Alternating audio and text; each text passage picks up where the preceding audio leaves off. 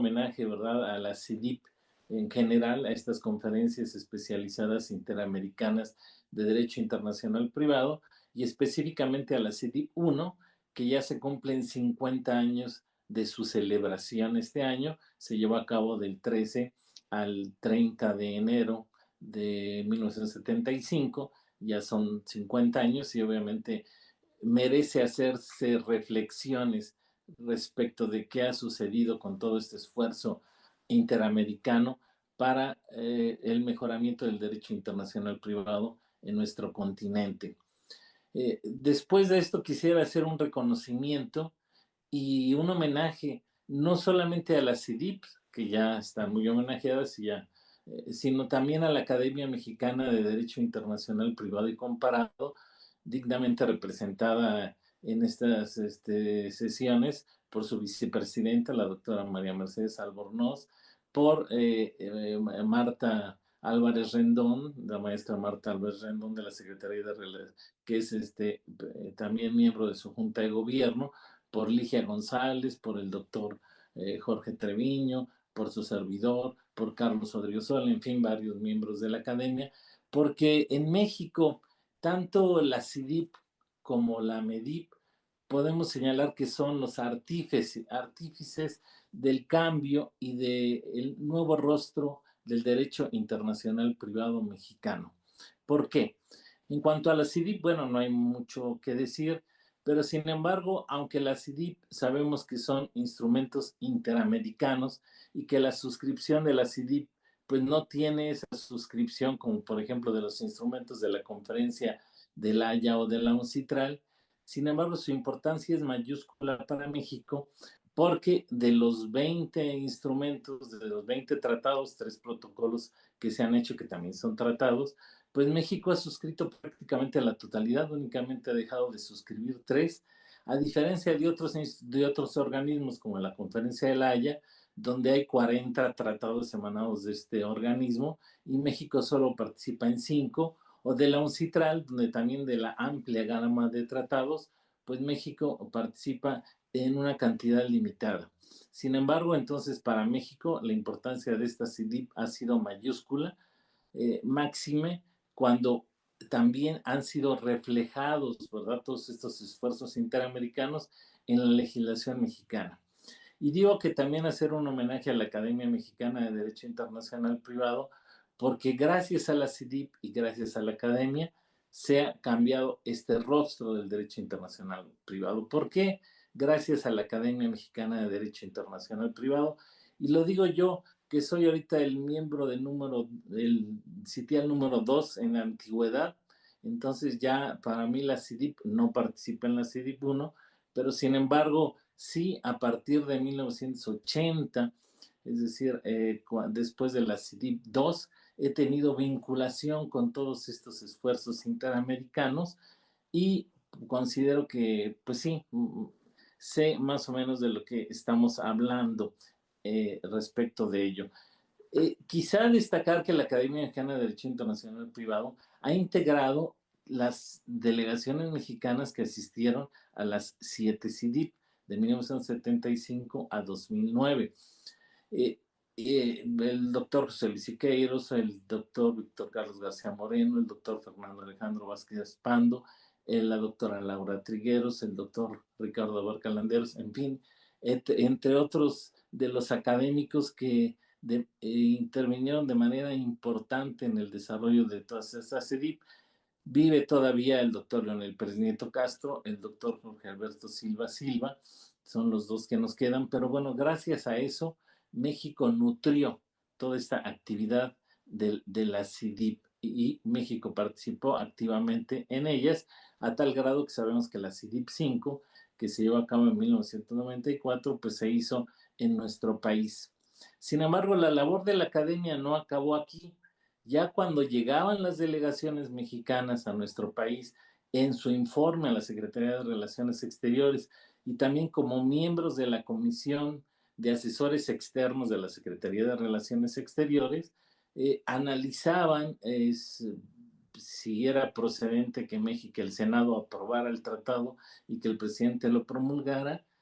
y hacían las declaraciones, los proyectos de declaraciones y reservas interpretativas necesarias que posteriormente el Ejecutivo enviaba al Senado y en su caso, si el Senado lo aprobaba, pues el presidente promulgaba los tratados respectivos, que dijimos que de la CIDIP nada más dejó de promulgar 3.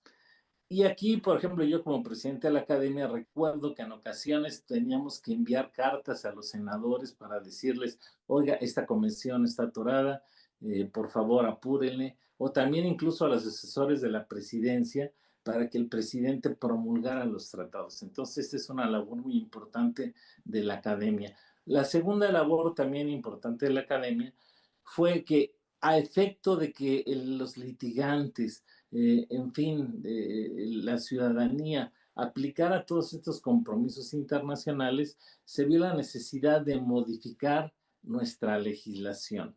Y aquí también la Academia Mexicana de Derecho Internacional Privado, a través de sus seminarios nacionales, ahí se discutían los proyectos que posteriormente el Ejecutivo enviaba como iniciativa de reformas.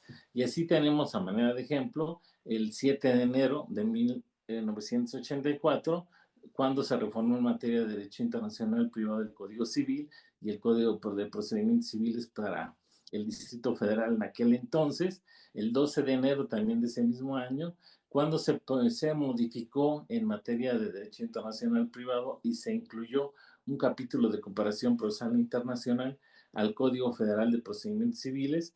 Posteriormente, el 14 de enero de 1984, perdón, de 89, disculpen, que se reformó el Código de Comercio y se incluyó la materia del arbitraje y posteriormente, como lo dijo la doctora Ligia González Lozano, pues en el Código Nacional de Procedimientos Civiles y Familiares, que es el tema de esta mesa, sabemos que la academia intervino de manera importante en la integración del libro décimo, que se llama de los procesos de carácter internacional, donde se incluyó en gran medida esos esfuerzos que ya se habían discutido mucho tiempo en la academia respecto a la ley modelo de derecho internacional privado. Entonces, esto ha sido una labor importante de la academia. Y por último, para ya no extenderme más en esto y entrar al tema, señalar que además la Academia Mexicana de Derecho Internacional Privado, a lo largo de todos estos años, ha capacitado a los jueces federales y a los jueces locales de diversas entidades federativas en la aplicación de los tratados internacionales y de todas estas reformas que derivan de estos compromisos internacionales suscritos por México. Entonces, gracias a la CIDIP, gracias a la Academia Mexicana de Derecho Internacional Privado, por cambiar el rostro del derecho internacional privado en nuestro país. Ahora bien, ya entrando al tema que nos ocupa, que es en materia de cooperación procesal internacional, ya sabemos que la cooperación procesal es muy amplia. No únicamente se limita a ejecución de sentencias o notificaciones, sino que todos estos actos de cooperación y que todos son tratados en este libro décimo de la cooperación procesal internacional, por ejemplo, se hablan de la cooperación en cuanto a medidas cautelares, providencias precautorias a efecto de asegurar las resultas del juicio. En este caso, bueno, no se ha tocado específicamente, pero lo contempla el Código Nacional de Procedimientos Civiles y familiares en base a la CIDIP 1, donde también se aprobó la CIDIP 2, la Convención Interamericana sobre Medidas Cautelares, aunque México en este caso no la promulgó, pero sin embargo sus bases se derivan de este compromiso, de este esfuerzo internacional. Y además de, bueno, lo que es las medidas cautelares, por ejemplo, sabemos que la cooperación también puede derivar o referirse a actos de mero trámite procedimental, como notificaciones, como emplazamientos o como desahogo, práctica, recepción de pruebas provenientes del extranjero. O lo que vamos a tocar en esta mesa, la ejecución de sentencias extranjeras. También para ejecutar una sentencia extranjera se requieren actos de cooperación. Las CIDIP obviamente han entrado a estudiar esta eficacia extraterritorial de las sentencias extranjeras y en el Código Nacional de Procedimientos Civiles y Familiares se refleja esta situación. Y además hay también actos de cooperación para materias específicas, como una muy importante que también la regula el libro 10º del Código Nacional, que es para la restitución internacional de menores. Yo me voy a referir, como les señalé, a la eficacia extraterritorial de las sentencias y de los laudos arbitrales extranjeros. Quizás señalar y de manera muy importante que el Código Nacional de Procedimientos Civiles y Familiares sabemos que le da mucha importancia a la justicia digital. Incluso tiene todo un libro, el libro 8º, que se refiere a la justicia digital, a la digitalización del proceso. Y también en materia de cooperación procesal o cooperación judicial internacional, porque esta cooperación se da muchas veces más allá del proceso o juicio. Por eso es mejor hablar de cooperación judicial internacional. El artículo 1069 también dice que en la cooperación procesal se pueden utilizar esos medios tecnológicos de comunicación, que obviamente no existían cuando se aprobaron las CIDIP, pero sin embargo no se oponen a las mismas, porque las CIDIP señalan que como uno de los medios de transmisión de estas solicitudes de cooperación procesal es la vía judicial. Y sabemos que estos medios tecnológicos ayudan a que los jueces de manera directa, utilizando las videoconferencias, utilizando los correos electrónicos, directamente se puedan transmitir esas peticiones de colaboración. Entonces, los medios tecnológicos de comunicación no van en contra de las convenciones, sin embargo, entonces facilitan, agilizan esta cooperación procesal y como les dije, el artículo 1069 así lo señala. Pero sin embargo, no nos referimos nada más al correo electrónico, no nos referimos nada más a las videoconferencias, sino que el artículo 2 del Código Nacional de Procedimientos Civiles establece que incluso al hablar de medios tecnológicos, si hablamos, por ejemplo, de videoconferencias, y obviamente se refiere a las salas virtuales, al definir sala virtual, dice, de videoconferencia, metaverso, sistemas de realidad virtual o aumentada, sistemas holográficos, dice cualquier otro medio de comunicación tecnológico. Entonces, debido a este principio que también se integra al Código Nacional de Procedimientos Civiles y Familiares, que se llama de neutralidad tecnológica, el código no establece una preferencia a una determinada tecnología, sino que deja abierta a cualquier tecnología en la cual se pueda transmitir a distancia el audio y lo que es la imagen. Por lo tanto, entonces las posibilidades de la cooperación procesal internacional son amplísimas, ¿verdad? Como le dije, incluye al metaverso. Bien, ahora refiriéndonos específicamente a la eficacia extraterritorial de las sentencias extranjeras. Aquí los artículos son los últimos del código, porque la doctora Ligia ya había señalado que tiene 1191 artículos. La eficacia extraterritorial de las sentencias extranjeras va del artículo 1181 al 1191. Entonces son exactamente los últimos del código. Hay que recordar que una sentencia extranjera en México no tiene ninguna validez a menos de que nuestros tribunales la homologuen, le dé efectos de cosa juzgada y por lo tanto en este Código Nacional se establecen los lineamientos para ello que los vamos a señalar.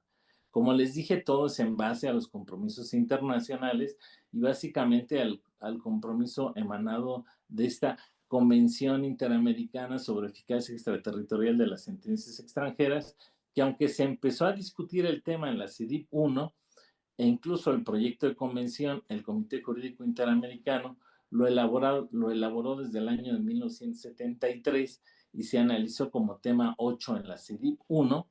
En la CIDIP 1 no se aprobó y se aprobó este tratado hasta la CIDIP 2, que se llevó a cabo en 1979 en Montevideo, República Oriental del Uruguay.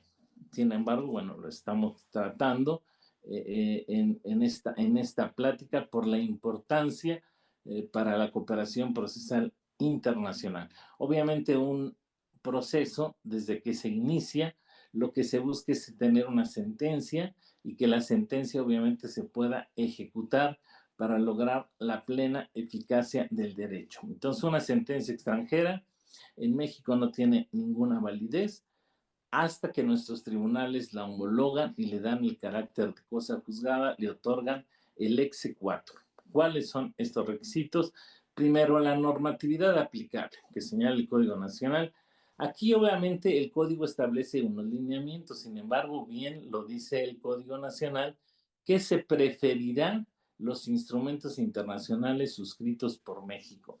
Si existe alguna contradicción entre la normatividad del Código y los tratados internacionales, conforme a la jerarquía constitucional que establecida en el 133, que coloca a los tratados internacionales inmediatamente debajo de la Constitución, se tienen que preferir en casos de contradicción a los tratados internacionales.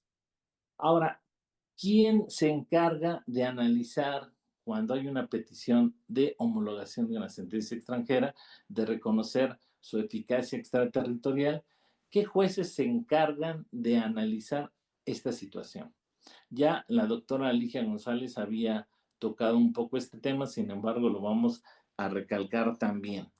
No por el hecho de que la sentencia sea extranjera, la competencia es de los juzgados federales.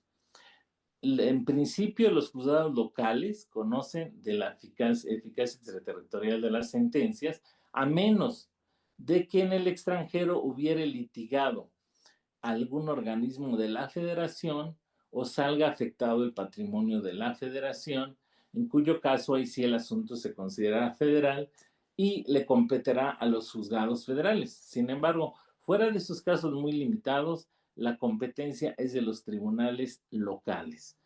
¿Y qué tribunales locales? Porque sabemos que tenemos 32 estados. Bueno, aquí el Código Nacional establece una regla que a mí me parece bastante adecuada, que son el domicilio del ejecutado en México.